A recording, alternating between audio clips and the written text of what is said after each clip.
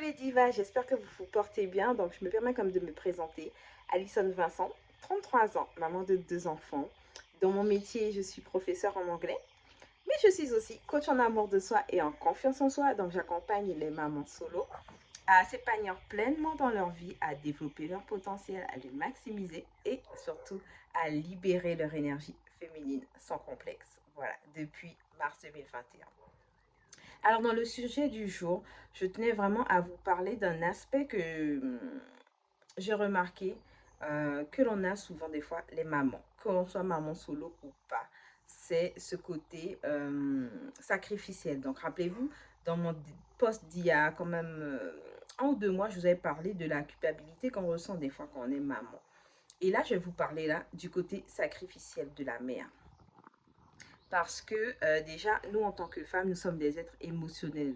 Donc, nous sommes des êtres liés à tout ce qui est notre énergie, d'accord, notre énergie dans un premier temps féminine, donc qui est vraiment en connexion avec notre nous profond, mais nous sommes aussi des êtres qui sont le plus souvent liés aussi à l'énergie de la lune. Donc, toute cette énergie-là, on est dans la lenteur, où on est vraiment sur la prise de conscience, où on est des fois mélangé entre voilà, le doute, la peur, euh, la zone de confort également, et ce côté sacrificiel qu'on a en tant que maman, ce côté où on aura tendance, vous savez, des fois à vouloir se négliger, s'oublier parce qu'on veut que nos enfants soient bien, parce qu'on veut qu'au fond de notre foyer ce soit bien, parce qu'on veut que pour notre famille tout se passe bien, parce qu'on veut gérer, parce qu'on veut contrôler, parce qu'on se dit vraiment que des fois, on se dit des fois en étant dans ce côté sacrificiel, on se dit que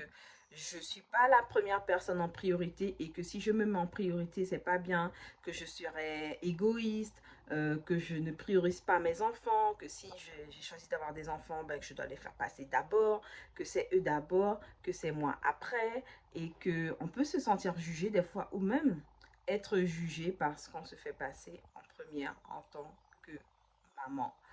Juste à noter qu'avant d'être maman, nous avons une identité de femme. Si nous avons pu devenir maman, parce que être mère, ça ne s'apprend pas. Il n'y a pas de notice. C'est en vivant, c'est en faisant des expériences, c'est en faisant des erreurs que l'on apprend dans notre vie de maman, dans notre rôle de maman. Il n'y a pas de mère parfaite. Il y a des mères heureuses, il y a des mères épanouies.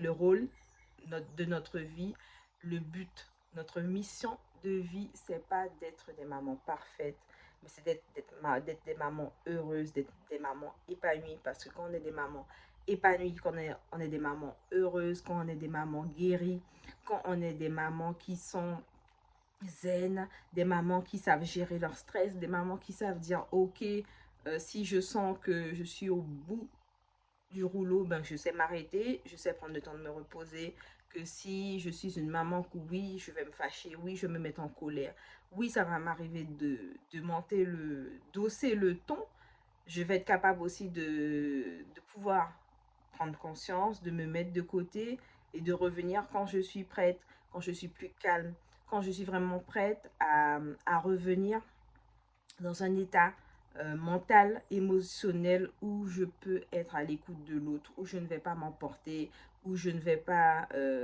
dépasser l'entendement, où les mots vont pas dépasser ma pensée, où je ne vais pas avoir de perte de contrôle de ma personne, en fait, tout simplement. Où je suis capable de dire, ok,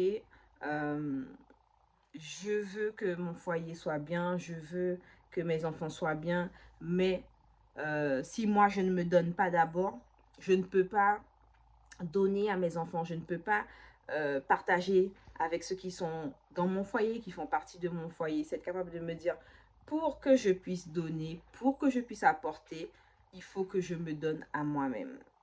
On a été trop longtemps en tant que femme hein, dans ce côté où je me sacrifie, je me donne, je perds en énergie, je perds physiquement, je perds émotionnellement, je perds aussi spirituellement parce que je veux mieux faire pour les autres, parce que je veux mieux faire pour ma famille, parce que je sais que je suis la mère, parce que je sais que j'ai beaucoup de responsabilités, parce que je sais que je porte beaucoup en moi et à quel point ça nous détruit à l'intérieur d'être dans ce côté trop sacrificiel. On sait qu'on a des responsabilités. L'objectif, c'est de pouvoir s'organiser. C'est être capable aussi de dire que je lâche prise, que je ne veux plus avoir le contrôle total, que je suis capable de déléguer, que je suis capable de partager, de m'organiser dans les tâches, la répartition des tâches, et que les enfants sont capables de prendre des choses en toute autonomie. C'est aussi être capable de ça, de ne plus être dans ce côté sacrificiel où on est capable de laisser les enfants prendre aussi cette part de responsabilité et d'autonomie qui leur sont propres en fonction de leur tranche d'âge, bien sûr.